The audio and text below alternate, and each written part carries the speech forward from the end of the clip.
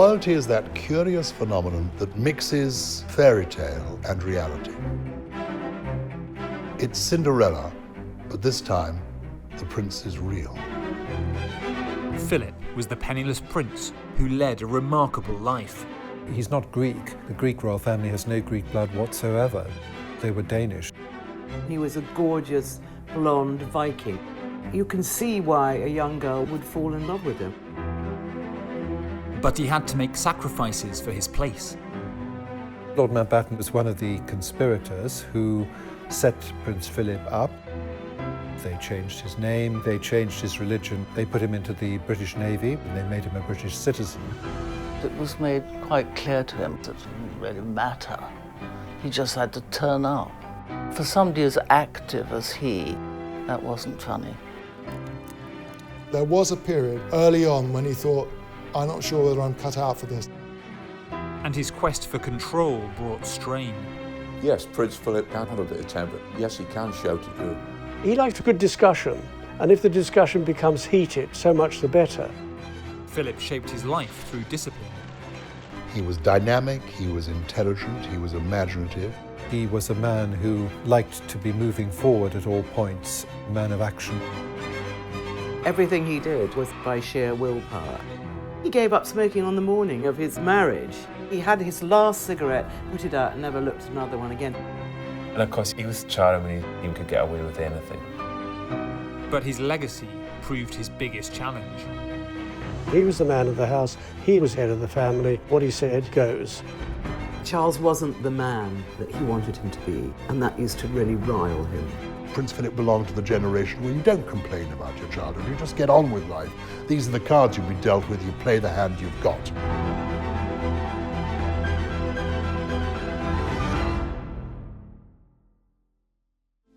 Among the first to declare himself is her own husband, Philip, Duke of Edinburgh.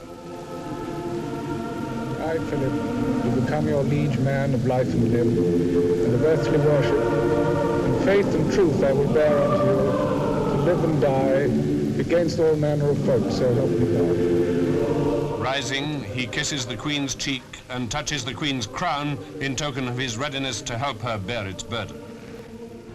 The thing you've got to remember about the Duke of Edinburgh is that he was more royal than anybody you're ever likely to meet. He was more royal than the Queen. Both the Queen and the Duke of Edinburgh were great-great-grandchildren of Queen Victoria. But the Queen was descended on one side from aristocracy, on the other side from royalty. With the Duke of Edinburgh, on both sides of his family, he was descended from royalty. Kings, queens, kaisers, tsars, he was related to them all. Princess Alice of Battenberg, Prince Philip's mother, was born in the presence of her great-grandmother, Queen Victoria, at Windsor Castle in 1885. She was the first of the great-grandchildren to be born. She descended from Princess Alice of Hesse, who had died, so Queen Victoria had rather adopted her mother, Victoria of Battenberg. She was an unusual figure. She was hard of hearing, highly intelligent. Many of Prince Philip's qualities in terms of his interest in public service, his caring side, the interest in the environment, in spiritual matters, that all came from his mother. Her life was difficult because everything that she had held sacred was overthrown in the First World War, and her two aunts, the Tsarina and the Grand Duchess Ella, were murdered in Russia. She was actually almost completely stone deaf because her eustachian tubes were blocked. So this was quite isolating. She was a very beautiful and intelligent girl. Philip's father had an even more royal birthright. The Greeks basically ran out of royals, and so they imported the Danish royal family, and they basically became the royal family of Greece. Prince Philip was a prince of Greece, though he had no great fondness for the Greeks, he once told me, because his grandfather was assassinated. The Greek royal family were forever going in and out of exile. One of the kings of Greece said the prerequisite of being a king of Greece is you have a suitcase permanently packed. Princess Alice married Prince Andrew of Greece and went to live in Greece. She then had 4 daughters, and then much later the son, Prince Philip. He was born on the kitchen table in the house called Montrepos in Corfu. In those days, babies were born at home. I guess the kitchen table's as good as anything. The new baby was named Philippos Andrio of Schleswig-Holstein-Sonderburg-Glücksburg, Prince of Greece and Denmark. But almost as soon as he was born, things went wrong for the Greek royal family. Prince Andrew of Greece was arrested and put on trial, a show trial, accused of treason, and was due possibly to be executed. They only got out by the skin of their teeth, really. They were rescued by the British Royal Navy. They took refuge in a suburb of Paris, where they lived for the next 7 years. Prince and Princess Andrew, his parents, didn't have any money, so they had to rely on the kindness of actually one or two rich aunts, like Edwina Mountbatten, wife of Lord Mountbatten, who paid for Prince Philip's education. The heiress was married to Philip's high-flying and dynastically ambitious uncle. His father floated down to the south of France, where he ended up living with a mistress on a yacht. His mother had a nervous breakdown and ended up in an asylum in Switzerland. And for several years, Prince Philip saw neither of his parents. Certainly didn't see his mother for 2 or 3 years. Not a birthday card, not a Christmas card, no communication of any kind. When I asked him about this, he sort of dismissed it, as though that wasn't, unusual, these things happen. Prince Philip always held his father in very high esteem, and when I wrote a biography of his mother, he bridled at every mention of his father. So what I would say is that he's managed to convince me that he thinks his father was a good father, but I'm afraid he hasn't actually convinced me that his father was a good father. And I'm afraid his father was rather a broken man. When he was in exile in Paris, he would go down to the Ritz and have a few drinks with friends and tell a few jokes, and that's sort of how he got through life. Members of the royal family don't like being in exile. They want to serve their countries, and they feel terribly disappointed if they're not. At one point, in a draft of the book, I wrote, Prince Andrew surrendered the role of husband and father, and Prince Philip wrote in the margin, nonsense, I had a holiday of 3 days with him every summer. It's not my idea of being a good father. His father had sort of fled the family home, was a dissolute figure who gambled away what family savings there were in the casinos in Monte Carlo.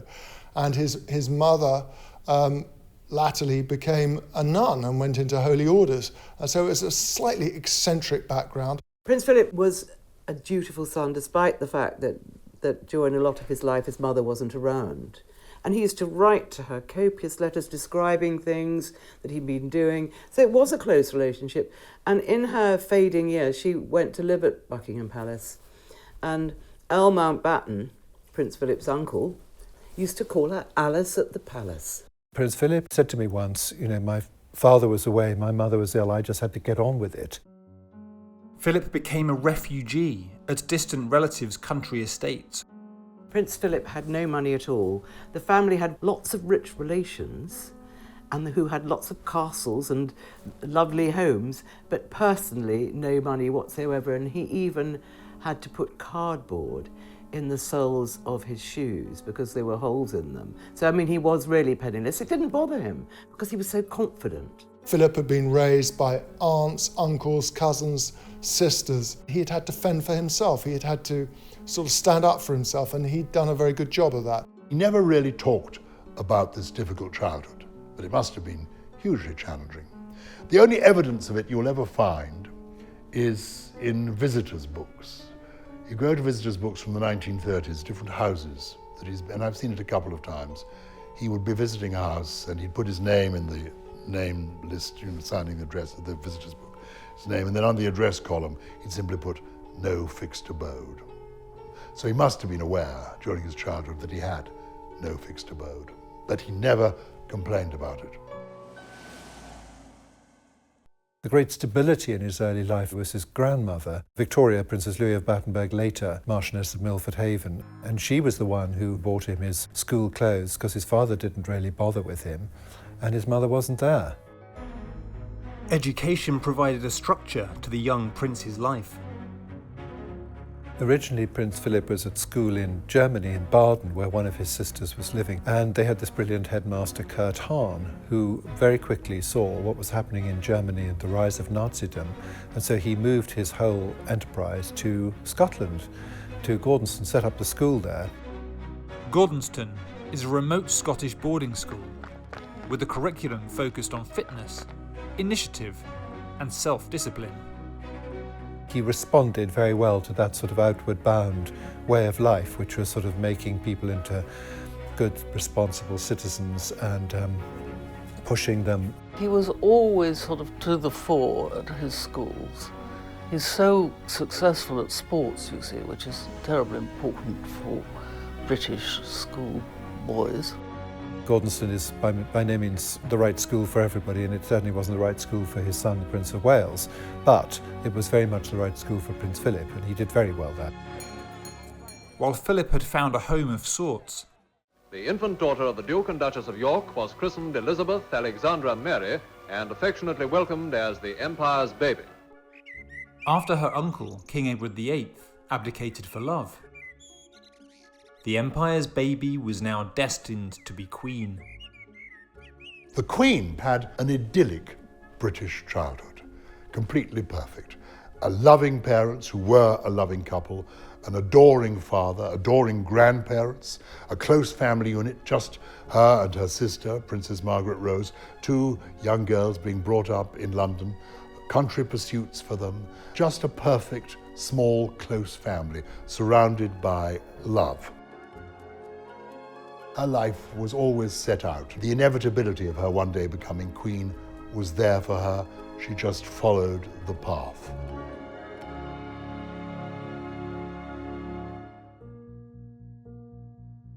From a young age, Elizabeth would often accompany her parents on royal tours and visits. Dartmouth, where the King studied as a cadet before the war. To the Royal Naval College he returns now in 1939, accompanied by the Queen and princesses. Philip was now 18 and had graduated from Gordonston. Despite a desire to fly with the RAF, his uncle, Louis Mountbatten, had steered him towards the Navy. The influence of Lord Mountbatten is rather interesting. Having studied a lot of the papers, I think I'm confident to say to you that Lord Mountbatten took no interest in him whatsoever until he saw the possibility that he might marry Princess Elizabeth. Mountbatten arranges that his cadet nephew join the royal party at Dartmouth. Prince Philip was charged with looking after the princesses while the king did his duty. And it was love at first sight. She was about 13. There he was, I have to say, showing off a bit and looking very handsome. Newsreel shows Philip in uniform, standing a couple of steps behind the royal family. It's the first time he and Elizabeth were filmed together. Prince Philip was funny, witty, very handsome, quite full of himself. And he was a very engaging young man, very charming and very kind, actually. You can see why a young girl would fall in love with him. He was a gorgeous, blonde Viking. When they left later in the day, Philip urgently rowed his boat across after the royal barge, waving goodbye to them. I mean, that was presumptuous at the very least. The young pair struck up a written correspondence. You wouldn't have thought they were well suited because Princess Elizabeth had such a sheltered upbringing and Prince Philip had this much more sort of bohemian upbringing. The royal establishment had their doubts about Philip's suitability. They weren't anti-Philip, they were anti the fact that he wasn't part of the British establishment. He might have royal blood, but he hadn't got a bean. And he had a difficult family background.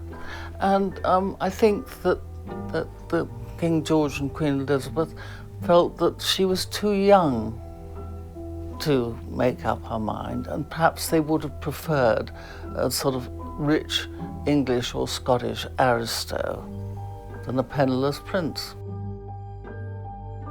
Prince Philip put his foot in it straight away when he arrived up at Balmoral to meet Princess Elizabeth's parents, King George VI and Queen Elizabeth.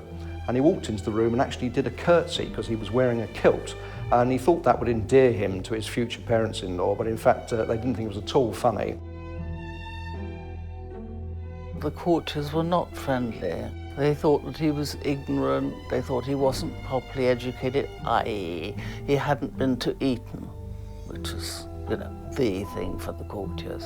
He told me when he went to stay at Windsor Castle, There was a flunky taking him to his room and showing him the way, and he said rather impatiently to this flunky, "I do know the way, you know, my mother was born here." They thought he was a bit of a rough diamond, basically, and of course he was a foreigner. His sisters were very Germanic. They'd all married Germans, two of whom were Nazis. So it was difficult, and the Queen Mother apparently always called him the Hun.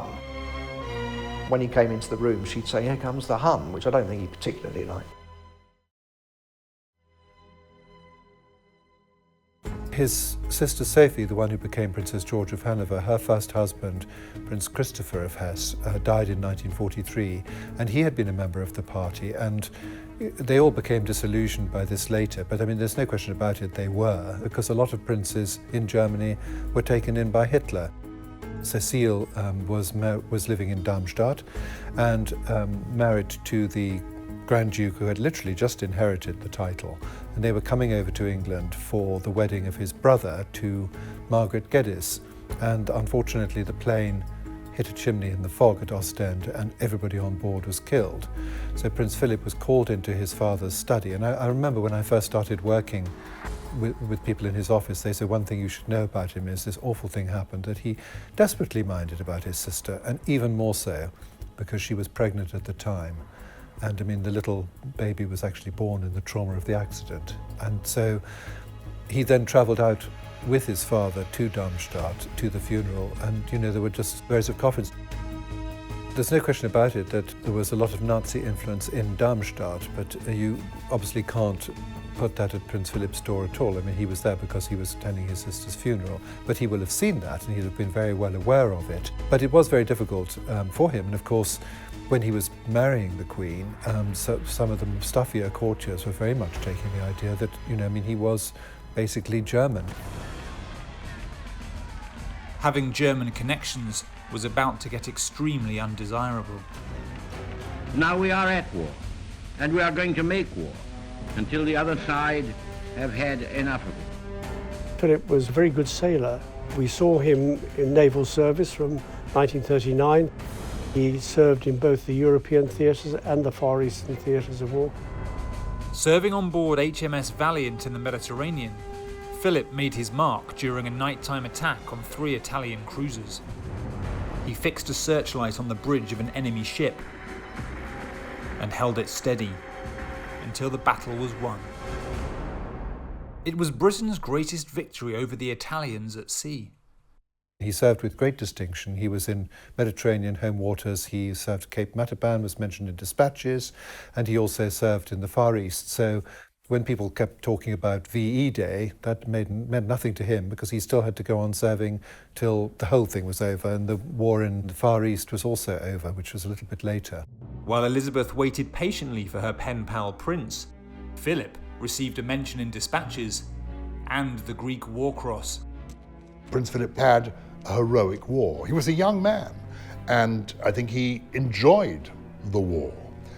He certainly did his stuff during the war. Officers who knew him at the time, but men who served under him, they really liked him. They reckoned he was a good leader and a good bloke. So he had a distinguished naval career. And he expected that to continue. Philip's heroic actions had not gone unnoticed back home. Neither her parents nor the girl herself desired that she should live a sheltered life. She was rapidly approaching womanhood. A rare self-reliance was evident in her bearing. During the war, Princess Elizabeth had a picture of him on her mantelpiece, and her nanny actually said to Princess Elizabeth, "You shouldn't really have that there, otherwise people will start talking." So Elizabeth went away and came back with another photo of Prince Philip with a beard and said, "There, I don't think anyone's going to recognise that." Victory brought a chance for the now 20-year-old Elizabeth to reconnect with Philip. After years spent housing his nephew, Lord Mountbatten accelerated his plan for the now anglicised war hero. His uncle became extremely interested and set Prince Philip up. They changed his name from Schleswig-Holstein, Sonderburg, Glucksburg into Mountbatten. They changed his religion from Greek Orthodox into the Church of England, and they made him a British citizen. Lord Mountbatten certainly promoted the marriage as far as he could do. and he became much closer to Philip than he had been. A delightful royal occasion was the wedding of Lord Mountbatten's daughter Patricia, whose bridal attendants included both the princesses. At the church door, Prince Philip of Greece, now Lieutenant Mountbatten, lends a hand with the Kirks. Philip was essentially a part German princeling, and there was resentment and unhappiness about that in the country, and clearly it affected the royal family too, and they were worried about a union. They'd had to shore up their own, the monarchy here, their own throne, only a generation or so earlier because of the overthrow of the Tsar in Russia, and they didn't want anti-German feeling to erupt again because of Elizabeth's choice of husband. Lord Mountbatten saw the danger of Lord Euston, later the Duke of Grafton, who was a Grenadier Guard. He was a great friend of the Queen's. It's always said that Lord Mountbatten got him a double promotion and sent out to be ADC to Lord Wavell in India, which very conveniently got him out of the way. They loaded the gun for him and they left him to pull the trigger. They couldn't force him to do it. The king initially refused to allow the couple to get married. However, the steely princess threatened abdication if she didn't get her prince. The number of women that swooned over him, because he was a good-looking young man and he was a dashing naval officer. There was some unease, certainly among higher members of the family, but they did manage to overcome it. I have to say, because Philip was a very charming man, capable, and was quite clearly devoted to Elizabeth, which I think meant everything to King George. They were a very, very strong family unit, and it meant the breakup of that, and the king absolutely adored his daughters, and he was probably quite happy with the arrangement as it was. A lot of families, I think, are concerned when a daughter suddenly marries perhaps the first man that she's ever fallen in love with. So in order to see whether it was going to work or not, the king was happy to take them all off to South Africa and make them delay and wait a bit. But after that, he realised that it was going to go ahead, and it did. After waiting a year, the public announcement of the engagement went ahead. I am so happy that my future husband is by my side. The general public were thrilled. It was the austere war years. London was a filthy, dirty, grey, bombed-out city. And suddenly, this golden-looking couple are going to get married, so everyone could relate to the joy of their romance. The Queen Mother had very much hoped that the Queen would marry a Grenadier Guard. There'd been lots of them around at Windsor Castle during the war. And she said, won't the Grenadiers be cross? And actually they were so cross that they wouldn't have Prince Philip as Colonel of the regiment in 1952, which was not very nice of them. He gave up smoking on the morning of his marriage. I think he had his last cigarette, put it out and never looked at another one again. That is typical of Prince Philip. Everything he does is by sheer willpower, and actually just having a cigarette and saying, right, that's it, I'm never smoking again.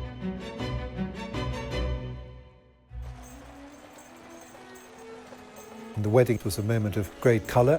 I mean, it was still a service dress uniform occasion, so it was no sort of red tunics or anything like that, and rationing was still on, and it was not so easy, but nevertheless it did give everybody great hope for the future.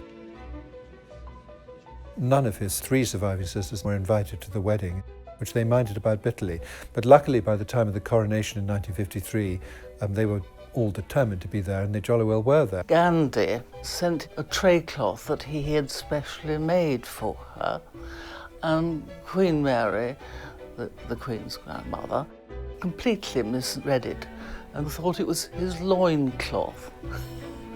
And said, disgusting thing. Philip and Elizabeth took up the new titles, the Duke and Duchess of Edinburgh. If you look at the pictures of the pair of them on honeymoon at Broadlands, Lord Mountbatten's house, they're looking extremely fondly at each other.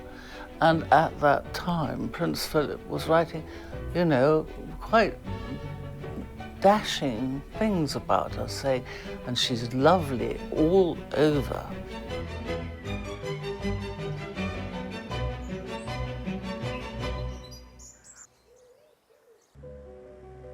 Clarence House in London became the royal residence. Marriage did give Prince Philip great stability, despite his denials and saying he was fine.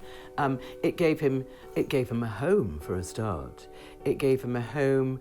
It gave him somewhere he could be around his friends. Despite the difficulties, Philip grew into his new role. In between a whirlwind of naval duties, diplomatic efforts, and charitable engagements, the couple had 2 children, Charles in 1948 and Anne in 1950. He had to curb a lot of the things that he was thinking or what he would like to do until such time as the Queen came to the throne. He was able to do very much more after that. During the early years of their marriage, Prince Philip was in the Navy, so he wasn't exactly a house husband, but he took charge of the children. Obviously they had nannies, but the Queen was busy with affairs of state. She was 26 years old. She had two young children, and Prince Philip made the decisions as far as the children were concerned. It was very much like an old-fashioned marriage where the man is deferred to because that's how the Queen was brought up, and so obviously that's the way she's going to be. He really liked the idea of bringing up the children. Throwing Prince Charles into the swimming pool at Buckingham Palace. They had this wonderfully happy time, which Prince Philip was quite often in Malta. The Navy was in full swing there, and the Grand Harbour had all wonderful ships in it, and there were polo matches and dances at the Venetia Hotel. The Queen's always said Malta was the only place, other than England, that she could call home. She could drive around in her little car, she could go shopping, she could go to the cinema, she could go and watch Prince Philip playing polo. It was a place where they were very relaxed and where they could really be as normal a young family as possible. But the simple life didn't last. Whilst Philip and Elizabeth were on a tour of Kenya, the king died suddenly. From Sandringham, the Queen Mother spoke to her daughter on the telephone. Here lay the body of the beloved king, whom death with cruel suddenness has taken from our midst. The high and mighty Princess Elizabeth Alexandra Mary is now, by the death of our late sovereign of happy memory, become Queen Elizabeth II, by the grace of God, Queen of this realm. Elizabeth was now queen. According to his equerry, Michael Parker, who happened to be on the trip to Kenya with them at the time, it was complete shock. He went white and he just put a newspaper over his face and just tried to absorb the enormity of it all, because neither he or the princess thought that her father was going to die. They'd expected another 10 years of freedom, of married life, before the princess had to take up the reins of the monarchy, so it was a huge shock. Their happy existence was over. He generally thought that they would carry on as man and wife, naval officer and wife, until about 1960. That turned out to be a vast overestimate. And of course, life changed considerably after that. He had to give up his career. That was a major setback for him. And he had to adjust to this new, untested role as a sovereign's partner, companion to the Queen. It was all very unfamiliar territory to him. As the Queen's consort, Philip was granted ceremonial titles. That was probably one of the biggest blows in his life that he had to face, because he hated getting any appointments which he hadn't earned. You couldn't give him anything, any honour, unless you could prove that he'd earned it. So to suddenly find himself made an Admiral of the Fleet, a Field Marshal and a Marshal of the Royal Air Force, he hated all that, and you can understand why. His uncle, Lord Mountbatten, rose to be head of the Navy. His grandfather had risen to be head of the Navy, and everybody said Prince Philip could have done it on his own merits, and he would have been. It's unquestionable that to be the consort to the Queen of England is a pretty important role, so you're not leaving the naval career for nothing. Once Queen, Elizabeth's workload intensified. The Queen didn't discuss affairs of state with Prince Philip because constitutionally she's not allowed to. She is sovereign by an act of Parliament and through succession, and government papers go to her. While he was the Prince of the United Kingdom, he was not entitled to look at any state documents. I said to the Duke of Edinburgh, did you know what to do? He said, no, I have no idea. I said, were there people telling you what to do? He said, no, there were people telling me what not to do. For the Queen, when she became Queen, there was a role set out. It was clear what she was going to do, because there is a role for the Queen, and she stepped into it naturally and easily. But he was then left on the sidelines. And it was challenging for him, because the Queen then had as her advisors a Prime Minister in Winston Churchill, who was an old man by then, and who had literally sat her on his knee in the 1920s when she was a baby girl, and her father's private secretary. So these two old men, as it were, and she was only 26, came to dominate the Queen, and the Duke of Edinburgh was left out.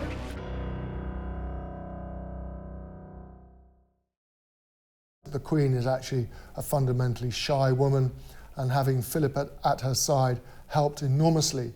Can you imagine if you've got any degree of shyness, walking into a room where all eyes are on you, hundreds of people, all waiting to see what you're going to say, what you're wearing, what you're going to do. The coronation of the new Queen brought an early chance for Philip to show his worth. St James's Palace was the meeting place of the newly appointed Coronation Commission, presided over by the Duke of Edinburgh. Planning the event was Philip's first task as royal consort. It went without a hitch. At the coronation, Prince Philip's humour sort of stood out right from the start, and just after the Queen had been crowned, he had to kneel at her feet and swear his allegiance to her. And a few seconds later he said to her, "Where did you get that hat?" And I think that's the first example of how he relaxed the Queen using jokes. He was the perfect foil for her because he would make her giggle at quite serious moments. The royal family assembled together on the palace balcony to receive the acclamation of their subjects on Coronation Day. But outside the marriage, Philip was frustrated by attempts by the British establishment to rein in his influence. When the Queen came to the throne, Winston Churchill insisted, as Prime Minister, that Prince Philip couldn't have his name, Mountbatten, to name his children. Philip's uncle, Lord Mountbatten, had overstepped the mark. So Lord Mountbatten boasted at dinner, well, the House of Mountbatten now reigns in this land, and he wasn't entirely wrong. What actually happened was that Prince Ernst of Hanover, who was at dinner with Lord Mountbatten, went to see Queen Mary and said, you know, this is what Mountbatten is saying. And she summoned Churchill and said, this must not be. And Churchill was a very powerful figure. And to some extent, I think he rather bullied the Queen into it being still called the House of Windsor. And there were very many good reasons for doing that. The House of Windsor is a very, very good name for the royal house. Everybody knows Windsor Castle, loves it. It was a very clever thing. That, of course, is also a made-up name. That was made up in 1917. But it is said, I think Prince Philip was genuinely annoyed because most men give their name to their family. Mountbatten's boasting had sealed the fate of the dynasty. Philip was furious, and their relationship would never fully recover. He actually complained, I'm nothing but a bloody amoeba. He's the only man in Christendom, he complained, whose own children didn't take his name. He was unhappy about that. But it was also the restrictions on what he could and couldn't do. He couldn't speak so frankly as he had done before. The old school courtiers at Buckingham Palace were very unfriendly to him. They didn't like him. They thought he would be a philanderer. They didn't appreciate his views and his ideas of modernization. He was a bright, sharp, opinionated young man. He didn't like the setup at Buckingham Palace. He found it stuffy. He found this habit of servants wearing wigs ridiculous. So he clearly wanted to be more than just your breath of fresh air. He was going to make big changes if he was going to stick around. But there was a period early on when he thought, I'm not sure whether I'm cut out for this. A world tour provided Philip with an escape from the restrictions of royal life. Prince Philip went off to Melbourne to open the Olympics in Australia. And then he took the opportunity to hijack, if you like, the Royal Yacht Britannia and sailed off for another 3 months with his friends. Prince Philip was away for almost 6 months with his equerry Michael Parker. They went off on a sort of world tour on Britannia, and of course it started gossip, and people were imagining that he must be having wild affairs all over the world. The speculation was rife in papers, particularly abroad, that the marriage was in dire trouble. Prince Philip was an alpha male, very much so. I would describe him as a great man's man because he can mix with the men and be a man's man. But he was a ladies' man as well. He could have women smiling and turning to jelly. Prince Philip has been accused time and time again, and I go back to the French newspapers in the 1950s, of him having a wandering eye and perhaps even a wandering hand. In the early 60s, it emerged that Prince Philip had been going to Thursday Club, which was a club in London with some fairly racy characters going to it. There were all sorts of rumours that he'd met various women there.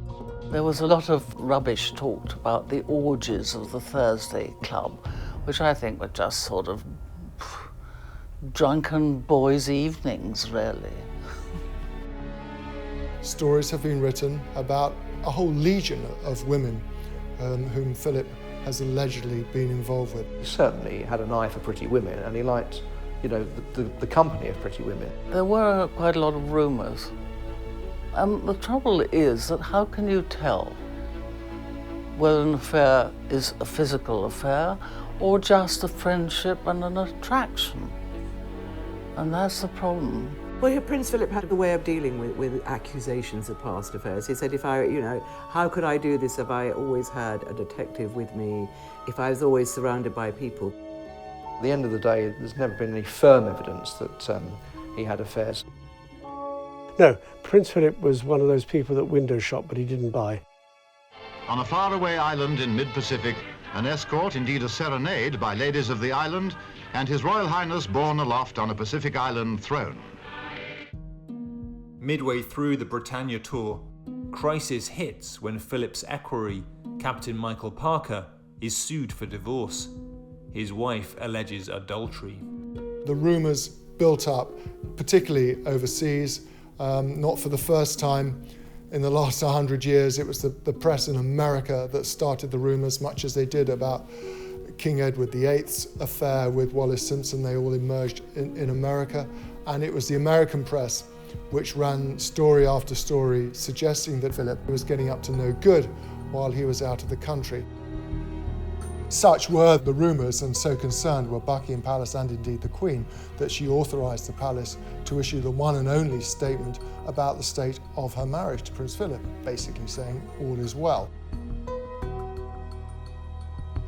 But significantly, she flew out to Portugal to meet him ahead of his return to the UK. And I think that was a significant concession, if you like, to all these rumours and to show that all was well in the marriage. The Queen, assuming that he'd grown a beard while he was away, actually turned up with a false beard on to try and greet him. In fact, he'd shaved his off by the time he got there, so the joke fell a bit flat. But by then they seemed to have reconciled their differences. And then only 4 years later, Prince Andrew was born, and then Prince Edward. So that's why Prince Andrew became known as the love child, because it kind of indicated that the marriage was back on track in 1960. The experience did not endear the press to Philip. Prince Philip did not like the media and really didn't want to engage in any kind of conversation with them. So the way we always see him is as, you know, a sort of rather grumpy personality. I got on extremely well with the press. I normally do, I think. But there are certain things that occasionally which they do, which perhaps I don't like very much. He walked away as soon as somebody asks a silly question. I mean, a reporter said, "How was your flight, sir?" And he said, "Have you ever been on an aeroplane?" The reporter said, "Yes." He said, "Well, just like that." Or how are you feeling today, sir? And the reporter said, well, do I look sick? Philip threw himself into charitable work, using his influence to further causes which he felt passionate about. Prince Philip said he didn't resent the loss of his career, but he knew he had to find something else to do. And because he's not the sort of man that could sit for 5 minutes doing nothing. What he used to do was to work out when he was required, and the Queen did need him there for a lot of things in the course of the year. When he wasn't required, he ploughed his own furrow. Prince Philip's recent tour of America helped to collect $1 million for children's charity. Prince Philip was a man who lived very much in the present. If you'd had his particular childhood, you don't spend a lot of time looking back. And he was a man who liked to be moving forward at all points, and a man of action, and there was always a new issue and a new problem, new things to be solved. Shortly after the war, the National Playing Fields Association was set up because local authorities wanted to build on bomb sites and wanted to build on Greenbelt, because there was a desperate shortage of housing because it had been flattened during the sort of 39-45 war. And Prince Philip put his foot down with Kurt Hahn, who established Gordonston, and said, no, children must have space to run around, must have space to breathe. And that's why we have so many open spaces and parks and greenbelt throughout the United Kingdom. And it's largely down to him.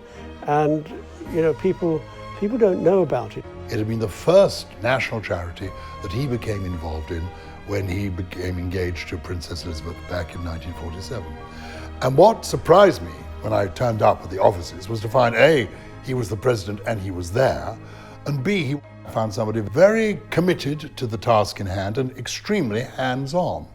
He was interested in psychology. He read a lot of Carl Jung, the Swiss analytical psychologist. Jung taught that the happy people in this life are outward-looking, not interested in themselves, interested in other people and the world around them. Science, nature, art, the world beyond themselves. Philip had real reservations about people who spent time brooding about themselves, thinking about themselves, hugging themselves, being kind to themselves. He didn't have much truck with any of that. He had a great deal of interest in physical fitness for young people. He once said that he was worried that kids in future would only have to bother about lifting a knife and a fork. And this was decades before we started to get worried about obesity. The Duke of Edinburgh's award scheme has touched the lives of millions of people. It teaches leadership, and then they have the ability to earn various certificates. And once you get a gold standard, you've really got somewhere.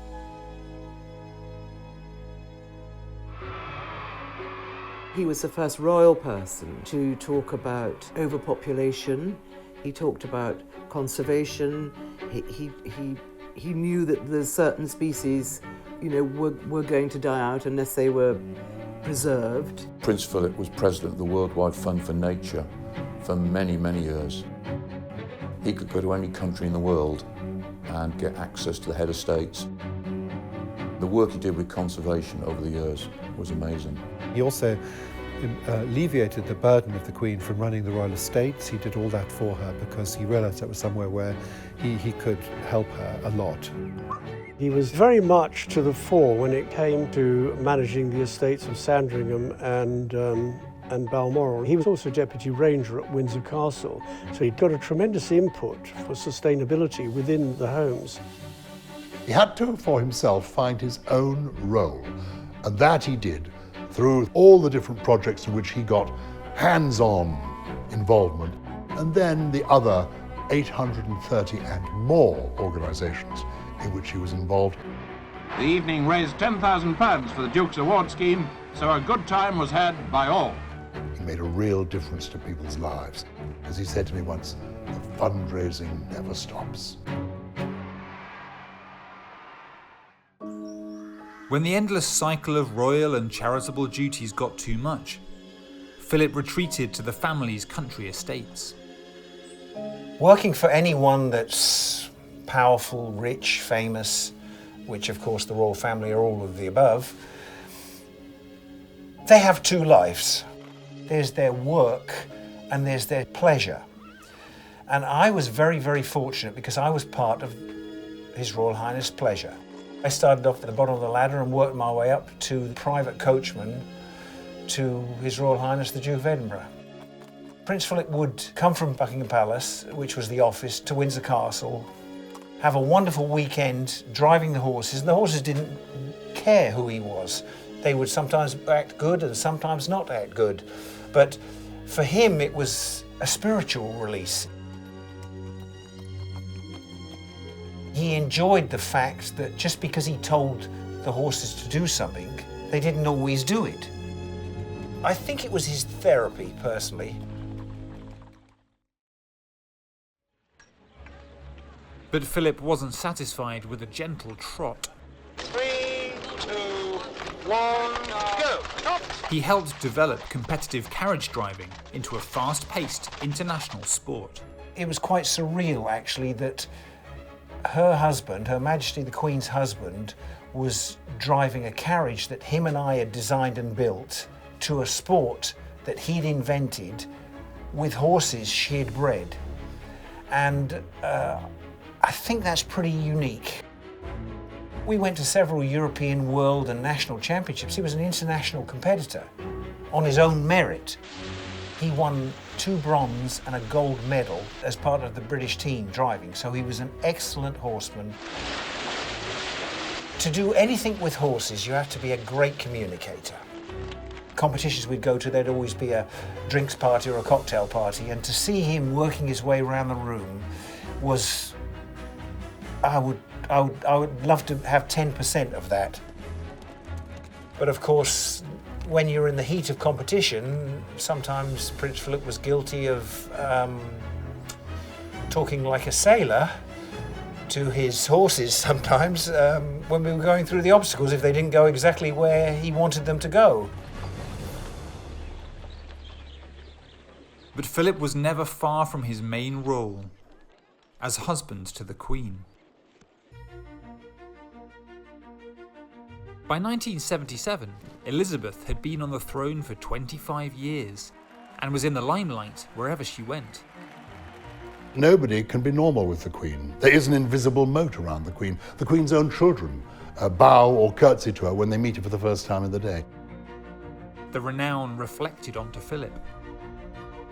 The first time I met the Duke of Edinburgh, I was slightly nervous. You're worried about saying or doing something wrong, but he was an absolute gentleman. He made you feel very much at home, very comfortable. The Duke was the only person on the planet that would treat the Queen as a human being. Simply because he was her partner, her soulmate, her best friend. Prince Philip wore the trousers behind the scenes. There was an example of that when he was driving with his uncle, Lord Mountbatten, in the back of the car. They were driving across a royal estate. And the Queen started complaining that Prince Philip was driving far too fast. And he said, if you make another complaint about my driving, I'll chuck you out. And she just went quiet. And when they stopped, Lord Mountbatten said to the Queen, why did you let him talk to you like that? She said, well, because he would have thrown me out. I once went with the Queen and the Duke of Edinburgh to the Royal Variety Show. And she disappeared into the middle of the crowd to be introduced to various people. And I stood at the edge of the gathering with Prince Philip, and he was observing the scene. And suddenly I realized that he'd caught her eye. And across the crowded room, I watched them look at each other, and she smiled, and he raised his glass to her.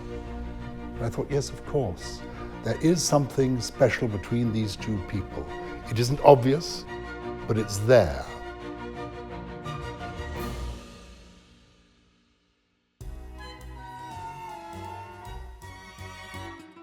Philip played up to his role as a representative of Her Majesty. He enjoyed looking the part. He always dressed immaculately. He was conscious of what he was wearing. Whenever we turned up for an event, he would always be wearing the correct tie. He always had a handkerchief in his pocket at exactly the angle, the same line that his father used to have. He comes from that era when men did dress very smartly. You would never see him out and about without a shirt and a tie and a jacket. They were around in the days of, let's say, the old Hollywood. Even though they were never classed as celebrities, you would see them at these different events. White tie, black tie, lounge suit. They always looked immaculate. So impactful was Philip's style that to some, he attained a spiritual status. There's an island in the deepest part of the Pacific Ocean where locals worship Prince Philip as a deity, as a god. It's the one place on earth where he is senior, if you like, to his wife, because everywhere else, she's the sovereign, she's the queen, he's the man 2 steps, 2 paces behind or so. And here, he is the godlike figure who they worship. They venerate him as a god. What was interesting when I raised this with him, he said, I don't want to talk about that. And I said, why not? He said, because, you know, you just want to make fun of these people. You want to make, it's a funny story for you. A picture of these native people with a picture of me in their boat. As though it's not, can't we respect people's traditions, whatever they may be? Indeed, they even very kindly sent him a penis gourd at one point and got a letter back. When the palace was asked whether Prince Philip was going to wear this, the answer came back from the courtier, we are reluctant to commit His Royal Highness.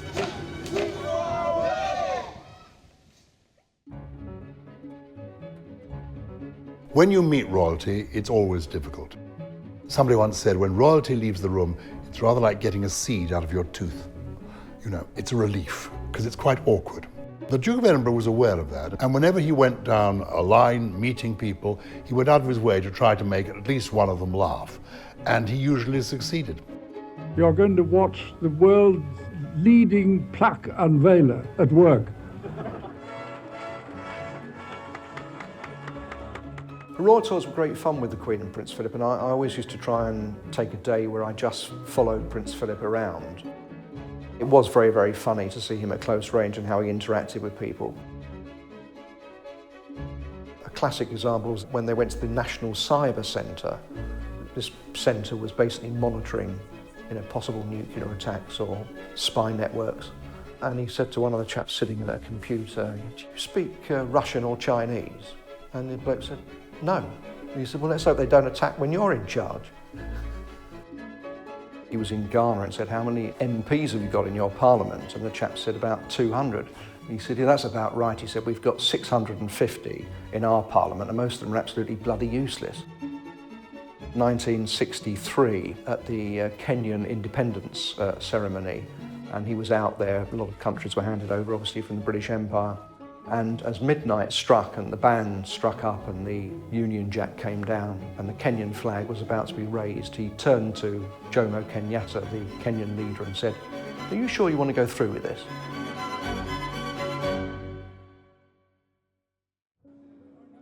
But the jokes didn't always land. He occasionally got into trouble because he wasn't particularly politically correct. He just spoke as he found. He was easy with people. He tried to keep the conversation going. So he makes the odd remark. And occasionally, they would go adrift. He once said to me that it always made his heart sink if he saw he was going on a foreign trip and he saw the British press were going to be there, because he knew they'd spend the 4 days of the trip just waiting for him to make a gaffe, and that would become the story. What I liked about him was that when he'd done one of these so-called gaffes, he never ever apologised for it. If you saw him the next day, he would just carry on as if nothing had happened. Before having a conversation and somebody pokes one of these at you with a tape recorder behind, or one of those long listening devices, which they can overhear a conversation 20 yards away, you get a bit anxious. He argued that we in the media have got this all wrong. That all he is doing is breaking the ice. He always wanted to get a rise out of people, and he'd like to make them laugh. Sometimes it could be offensive. You had to know his ways. I remember thinking, whatever he says, he doesn't really mean it. He's just it's just his manner. The great thing about the Duke of Edinburgh, there isn't really any kind of myths or anything out there that people say to me, is this true or is that true? Because what you see is what you get. That is the reality with him. There was that quote that you suggested to a chap with one of these things, how he might dispose of it during a private conversation. I'm delighted he took it down. I hope he did it. He was probably the last man who could get away with politically incorrect jokes. I think a lot of people admired that. What's interesting about the Duke of Edinburgh is that he wasn't particularly concerned as to whether the public liked him or not. He came from an era where he fought in the war and he saw some horrors there. He thought that most people in the modern era are a little bit too sensitive and therefore, you know, they're a little bit too sensitive to criticism. And he certainly wasn't that. He'd take on board any criticism and just brush it off, and he accepted that that was part of the job. When he went to Canada many years ago, he actually said openly, if you want us, we're here, we'll do our bit, but if you don't want us, just let us know and we'll go away again. He said, people seem to think the monarchy is there for itself. The monarchy is not there for itself, it's there for the people. And if the people want change, then they can have change, they can vote for it, because that's what democracy is all about. Perhaps it was a little bit unfair to concentrate sometimes on his witty one-liners and not the immense contribution that he actually made to public life. The global attention necessitated a level of protection. Prince Philip tolerated police officers and he liked his freedom and obviously he never had protection until he got married to the Queen. Then he had to put up with it. Like it or not, security was important. In 1979, Lord Mountbatten, now Prince Charles's mentor, was killed by an IRA bomb. When we were at Sandringham and Balmoral, if you wanted some free time, we would step away. And at the end of the day, if Prince Philip's going to get in his car and drive off with a protection officer, there's not a lot you can do about it. Prince Philip was really not that security-minded. He's a strong, healthy, vigorous man. If you had something interesting to talk about, like carriage driving, I always just say, well, can I come with you because I'm interested in carriage driving. I'm not coming as the bodyguard. And you sort of allowed him to go that way. Equally, there were other times when I could go to him and say, sir, you really need a policeman with you today. Philip was often required to adapt to security concerns. Most weekends when we were driving, he would say to me, we have a guest this weekend. One day, he said to me, we're taking Mrs. Reagan on the carriage. President Ronald Reagan and the First Lady, Nancy Reagan, were in the UK for a state visit. But security was tight. Prince Philip came out for a drive. He said, bloody woman. I said, what's happening? He said, oh, we've got to have Secret Service men riding on the carriage. Security man had a suit that was 2 sizes too small and no neck, just a head put on top of his shoulders. We get on the carriage and we drive up. The Queen and the President was riding 2 horses from Canada. We finished up at this area. You drive between these plastic cones that are about 6 inches wider than the carriage. And of course, we're driving by them. And she said, oh, what are these? Oh, I'll show you, he said. So we then trot on, and we started trotting around these cones. And I looked up, and there's the Queen and the President, and I'm thinking, all this security, and we're going to kill the President's wife driving through the cones.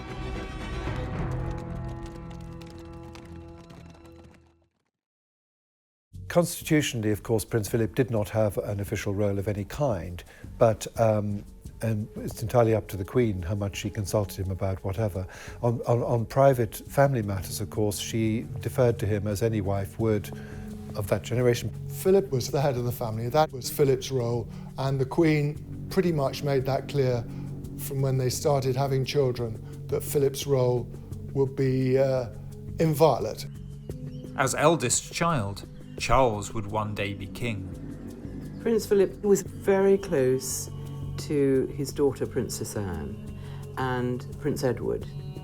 He was never particularly close to Prince Charles. Charles wasn't the man that he wanted him to be, and that used to really rile him. I once asked the Duke of Edinburgh about his relationship with Prince Charles, and I said, to me, sir, you both seem so similar. I mean, you walk the same way, you talk the same way, you share interests in all sorts of things that are similar. You know, young people, nature, the environment. He stopped me, he said, no.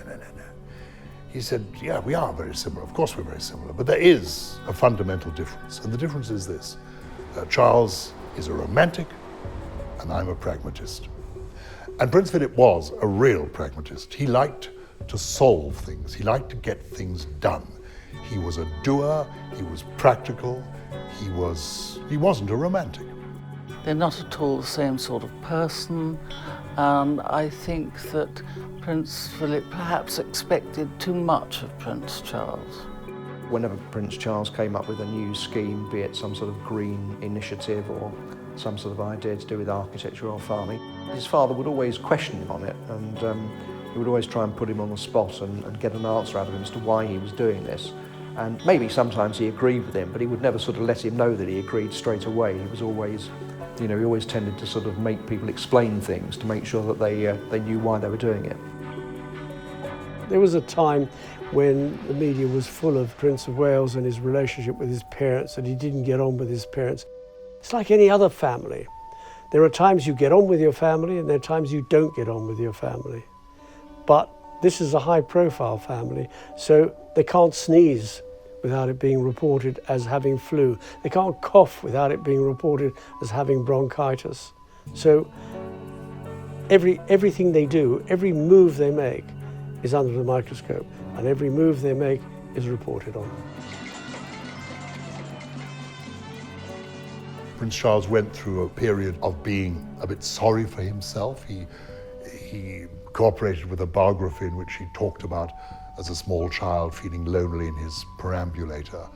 And I think Prince Philip would have found that sort of thing disappointing to read about. And it wouldn't have made much sense to him either, because he belonged to the generation where you don't complain about your childhood, you just get on with life. These are the cards you'll be dealt with, you play the hand you've got.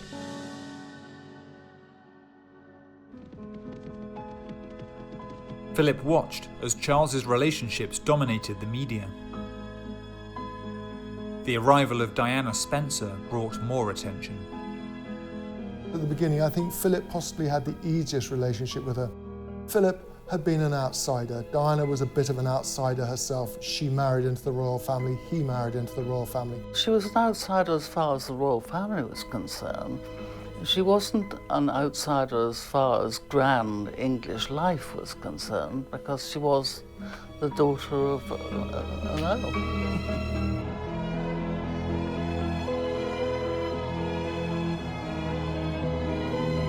In some ways, Prince Philip was to blame for the marriage of Charles and Diana, because he did put pressure on Prince Charles to marry her, and clearly she wasn't the right wife for Charles, and he told him to stop dithering and make your mind up. I'm sure at the time he was probably joking, but he even said, if it doesn't work out, you can go back to Camilla.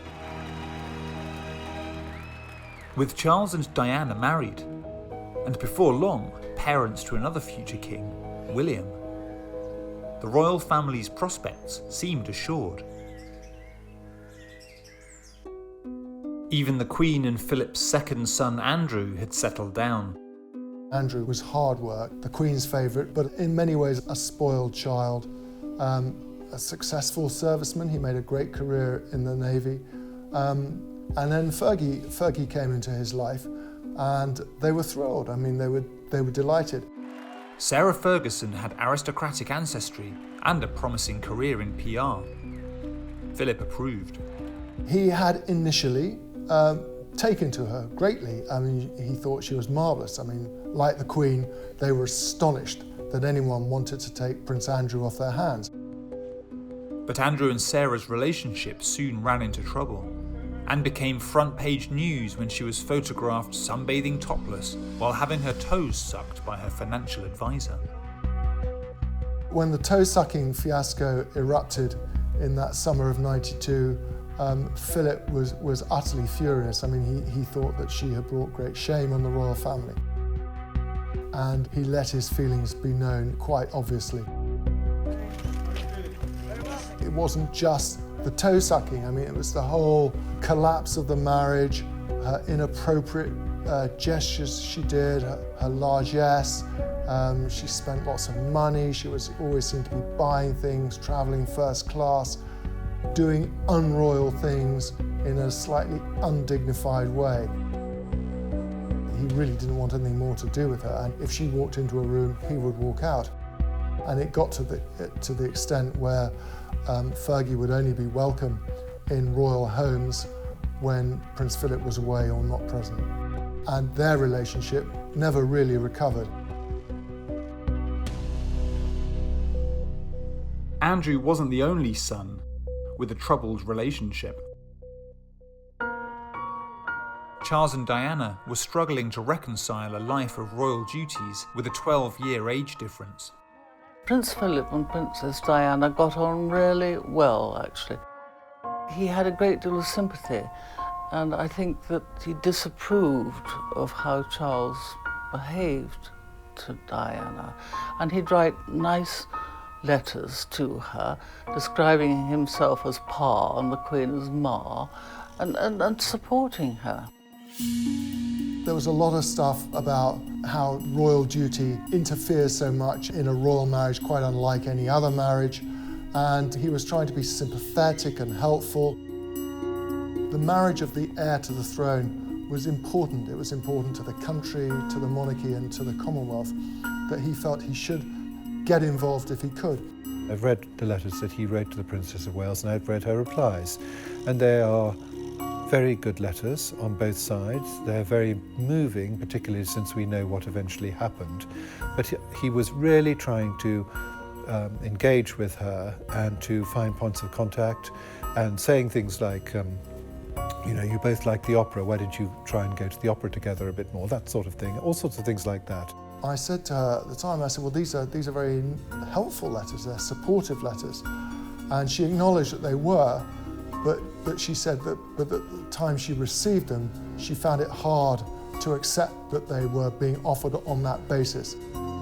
He gradually became more and more annoyed with her. He said to her, Diana, you must remember it's not all about you.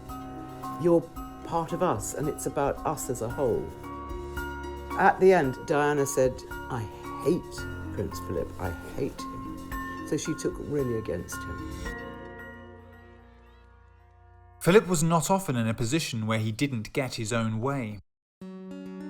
Diana told me that he shouted at his staff, and she told me that she told William and Harry, never ever speak to people that work for you like that. But I think Prince Philip had a very loyal band of old retainers. If he tore a strip off somebody in his office, he'd go in later in the day and say, could you just look through these papers for me? And you'd realise that, okay, you were on track again. If I made a mistake, or what he thought was a mistake, I could say to him, well, hang on a minute, sir, we did that because of A, B, C. And sometimes he'd accept it, but other times he would say, well, you could have done that better. And you say, yeah, fair comment. But you could argue the point. Did he like a good argument? No, he liked a good discussion. And if the discussion became heated, so much the better. I wouldn't go as far to say argument and it becomes a shouting match. It's a good discussion, a good debate. Despite Philip's debating skills, and with all the pressure, Diana declared war. Prince Philip kept saying to the Queen, Lilibet, you have to do something about Diana. This is when they were at the height of the War of the Waleses. And the Queen kept thinking, if she didn't do anything, it would go away. And Prince Philip kept saying, you've got to do something. So he was chiding her.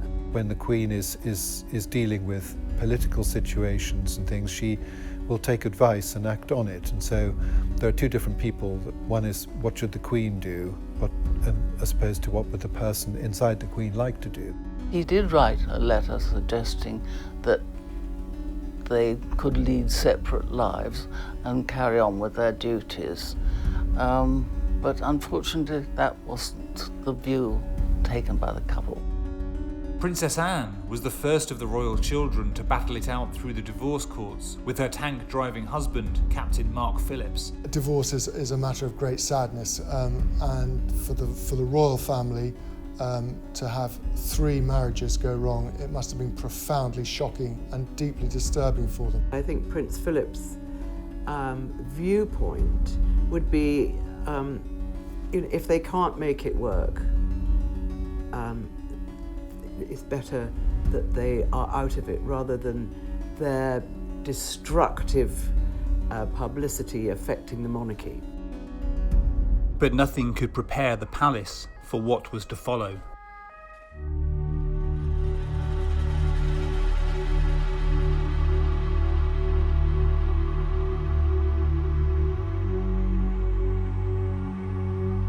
Diana's death put the royal family under intense focus. There was a lot of criticism levelled at the Queen and Prince Philip for not coming back to London. And unfortunately, again, it was media instigated. You go and ask the question, do you think the Queen and Prince Philip should be in London? And the answer would, yeah, of course they should. If you put the question, the Queen and Prince Philip are up at Balmoral supporting their grandchildren, William aged 15, Harry aged 12. Do you think they're doing the right thing for them? And the answer would be yes. So it depends how you put it. It was a very, very difficult period. And it was only really because the Queen and Prince Philip supporting her dug in and just kept their heads down and carried on that they were able to survive. And I think if it hadn't been for their characters, the monarchy could have been finished.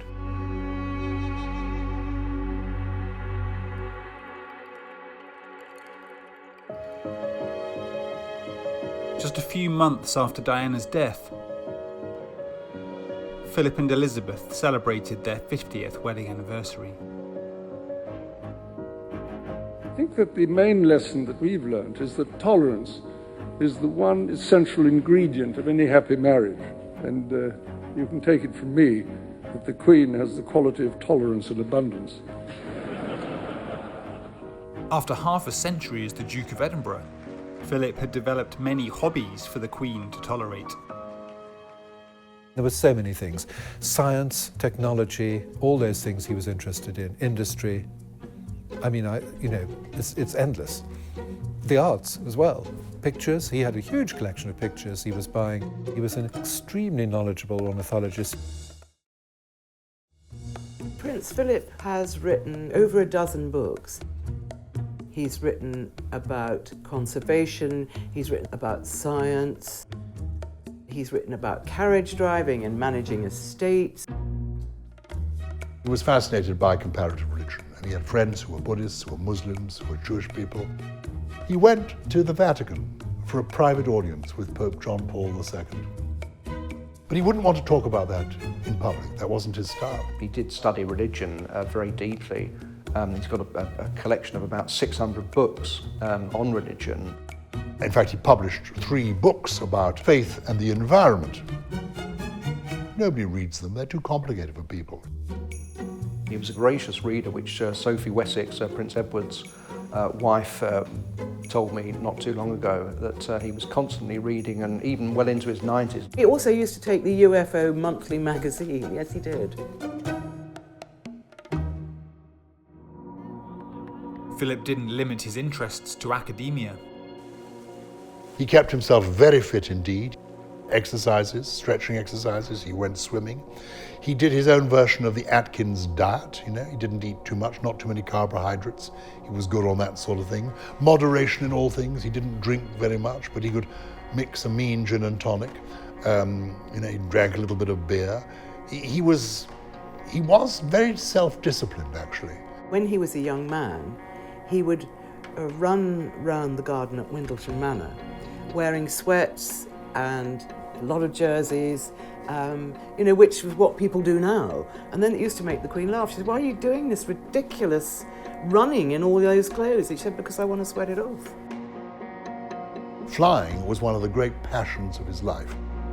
He went on flying from being a young man in his 20s through to being in his 60s. He went on flying. He flew as much in his lifetime as somebody in the RAF would have done. I thought that if I knew how to fly, I might begin to understand some of the demands on and some of the difficulties of pilots, whether service or airline. The Queen's flight upgraded from a turboprop to a jet aircraft. So he said to me, I can't drive too much over the next couple of weeks, I've got to upgrade my licence. Now this is the Queen's husband, he's learning to fly a jet. So he had to take a helicopter from the East Terrace of Windsor Castle, fly to Brize Norton, jump in a jet, fly that, fly a helicopter back. After about the 3rd day, I said, "How do you do this, sir? I mean, I know driving 4 horses isn't simple, But here you are driving 4 horses, then flying a helicopter, which is, not that I know anything about flying a helicopter, but it's not like flying a plane. And flying a plane is nothing like that. How do you get it all in your brain? He said, funnily enough, it's all very similar. You're at the mercy of the elements, and you can't control the wind, you can't control updrafts, you can't control downdrafts. You have to kind of go with the flow. And of course, if I was to describe him in one word, he kind of goes with the flow as long as it's in his direction. Prince Philip would fly the aeroplane, and when it got to his cruising height, he would come back and sit with us and do his paperwork. But of course, he would leave his captain and co-pilot on the flight deck. I remember once we were doing a trip, and the worldwide Fund for Nature lady with us didn't realise there were pilots at the front, and she spent the entire flight watching the altimeter in the cabin, worried that Prince Philip wasn't going back on the flight deck. We let it get down to about 1,000 feet when she was really panicking before he went back and took over the controls.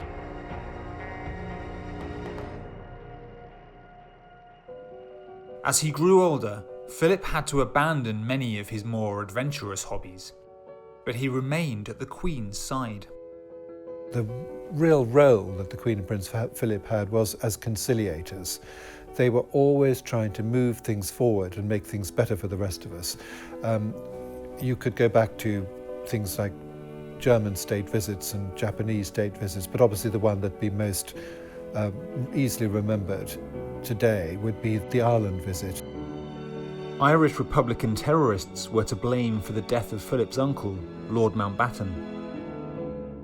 Prince Philip would have had a very personal reason for not wishing to engage with the Irish, but he said once that people should consider, it's very easy for them to stir up hatred and things with their enemies, but if you make friends with them, you very often get a much better result. NATO is a defensive and a cooperative alliance, and never intended in any way to initiate or to support aggression of any kind. On 2 public occasions, both times I think celebrating wedding anniversaries, the Queen has spoken very deeply and movingly of how much she depends on Philip. My strength and stay is her commonest phrase she uses, and I think that summed him up. I mean, he's been there for her, he's always been there for her, and it's hard to imagine that she could have functioned as Queen in the way she has without Prince Philip. Philip was still carrying out royal duties well into his 90s. He joked once that he and the Queen had to live to 100 to keep Charles off the throne because they were worried that he did have some ideas that were a bit off the wall, and also that he could tend to be a little bit mercurial and he might not have been as strong a character as they were. But in later life, he had a much better relationship with Prince Charles, and he was very pleased to see how Prince William turned out. The fact that he married well to Kate. And I think they think that however long Charles is on the throne, the long-term future of the monarchy is in safe hands. His grandchildren adored him and they admired him. And if they got a problem, if they need to talk something through, it's easy to go and talk to Grandad. He's been around a long time. He's been through the mill, so he can advise them.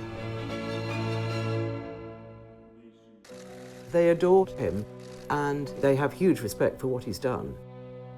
He was also extremely good to various descendants of his sisters. He educated quietly and privately, without people knowing it, quite a number of their children and grandchildren. And I remember his private secretary, Sir Brian McGrath, had to deal with odd people, descendants of some of these great-nephews of Prince Philip, who wound up in trouble in India and would sort of say, I'm a great-nephew of the Duke of Edinburgh, so the call would go through to Buckingham Palace and Sir Brian would have to sort it out. And 1 or 2 caused quite a lot of trouble. Near the very, very end of Prince Philip's life, because he had lived to such a very great age, the Queen decided that he should be allowed to retire and that he shouldn't have to follow her around on all the sort of engagements that they used to do jointly. And in the last years, there were times when he was just sort of following along and he'd make the odd remark here and there. But I'm sorry to hear you standing down. I can't stand up much. He wanted to get away from that whole royal round, the constant comings and goings of palace life. Prince Philip's final royal duty came 65 years after his naval career came to an abrupt end. Since 1952, he had carried out over 22,000 public engagements. He sort of really was able to then drift off and do whatever he liked.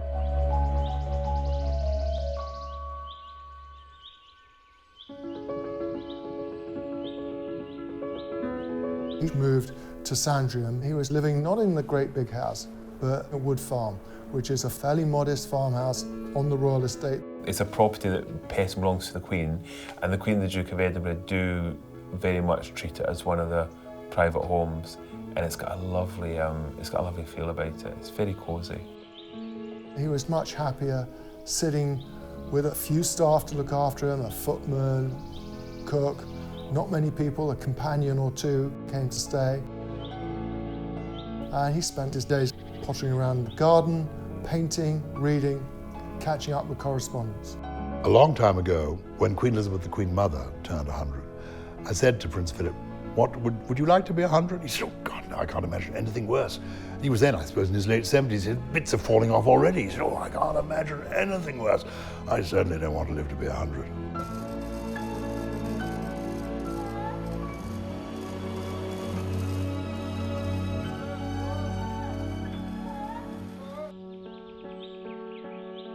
Just 2 months before his 100th birthday, Philip died of old age at Windsor Castle, with the Queen at his bedside. I particularly wanted to say that my father, I suppose the last 70 years, has given the most remarkable, devoted service. And as you can imagine, my family and I miss my father enormously.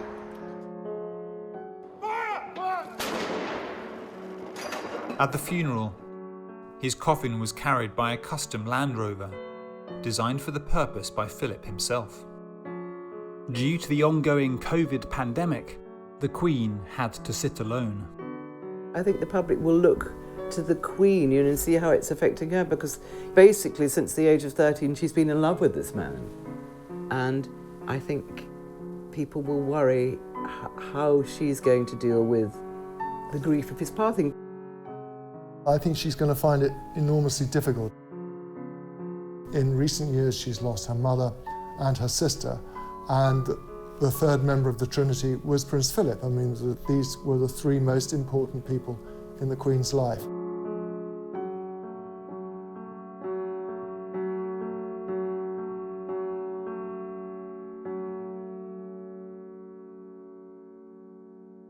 The Duke of Edinburgh told me that, I said to him, what would you like your epitaph to be? Well, he said, I don't know, did my best to keep the show on the road while I was here. In fact, if we regard the long reign of Elizabeth II as a success, the joint author of that success is the Duke of Edinburgh. He had supported her for all those years and understood how to support her and loved her. This is a man who came from a world in which it was taken for granted that men were the leaders. There'd been very few female heads of state outside of the British Isles. He will be remembered for his courageous approach to life and his consistency and his support of the Queen and his total support of Britain. When you spend 27 years working with somebody, yes, I miss him. I've got so much respect for him. If you just look back at some of the speeches and lectures he was giving in the 1960s and the 70s, they seem incredibly prescient. I've seen some of his archives for various reasons, for various projects, and they're extraordinary. He was way ahead of his time, and most of the things he talked about, Prince Charles then followed up, and now Prince William.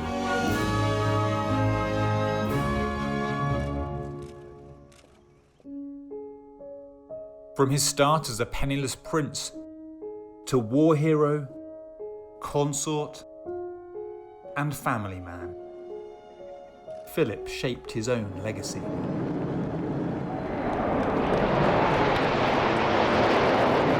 He was very much the power behind the throne and much underrated while he was alive. And it's going to be very, very difficult for the younger royals to actually replace that.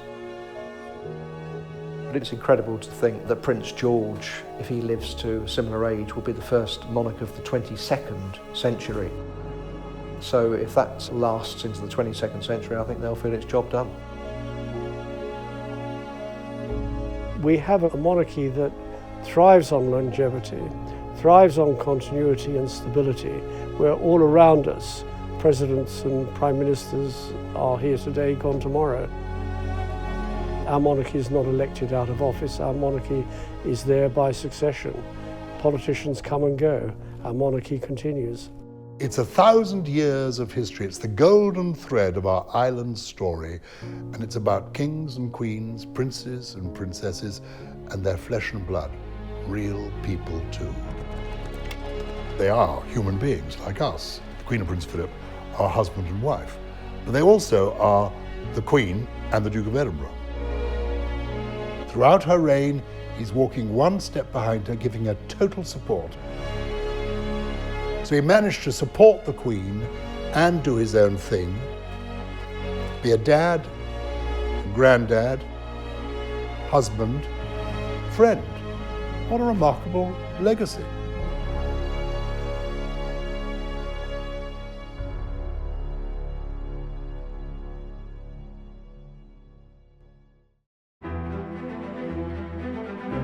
This Commonwealth came into existence because people made sacrifices and offered their service to it.